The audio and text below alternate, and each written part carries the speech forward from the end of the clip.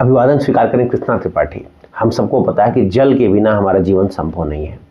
तो वह जल कितना इम्पॉर्टेंट है, केमिस्ट्री से रिलेटेड है, केमिस्ट्री का कंपाउंड है, तो उस जल की चर्चा करते हैं जिसके बिना हमारा जीवन संभव नहीं है।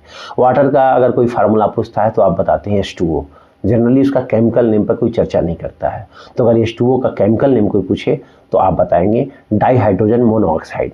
डाई हाइड्रोजन क्यों बताएंगे? क्योंकि हाइड्रोजन 2 बार है, 2 हाइड्रोजन है और ऑक्सीजन 1 है। तो 1 को मोनो, 2 को डाई, 3 को ट्राई आप पढ़े होंगे नंबर्स में। तो हाइड्रोजन 2 है तो डाई हाइड्रोजन हो गया और ऑक्सीजन 1 है तो मोनो ऑक्साइड हो गया। डाई हाइड्रोजन मोनो ऑक्साइड, यह जो है वो लिक्विड स्टेट में अगर H2O हो तो उसका केमिकल नेम हो गया। अगर हम H2O लिक्विड सॉलिड स्टेट की बात करें, आइस की बात करें, तो उसका नाम भी वही होगा, बस उसके आगे आप फ्रोजन लगा सकते हैं।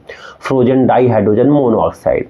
और यदि D2O हम गैसियस स्टेट में बात करें, अगर स्टीम की बात करें H2O का, तो वाटर वेपर इसका केमिकल नेम होता है। तो ये हुआ वाटर यानी H2O के नाम।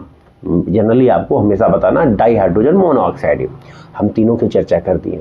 अब थोड़ा सा और आगे बढ़ते हैं तो एक D2O होता है। यहाँ D हैवी हाइड्रोजन होता है। हाइड्रोजन के 3 आइसोटोप्स होते हैं, 1H1, 1H2, 1H3, protium, deuterium और ट्राइटियम, जिसमें ड्यूटेरियम को हम हैवी हाइड्रोजन बोलते हैं और जो इससे मिल के वाटर बनता है उसको हैवी वाटर बोलते हैं।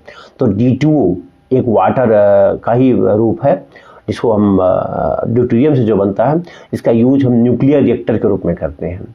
इसको हम ड्यूटेरियम ऑक्साइड बोलेंगे। केमिकल नेम को कोई पूछेगा तो हम बोलेंगे ड्यूटेरियम ऑक्साइड। एक H2O2 भी होता है जो वाटर तो नहीं होता लेकिन वाटर जैसा दिखता है, तो H2O2 का नाम होता है हाइड्रोजन परऑक्साइड। क्या नाम होता है? Hydrogen peroxide. और यह इसका यूज जो है जनरली ब्लीचिंग एजेंट के रूप में और डिसइंफेक्टेंट, आप जानते होंगे कीटाणुनाशक के रूप में, एंटीसेप्टिक के रूप में करते हैं। Thank you.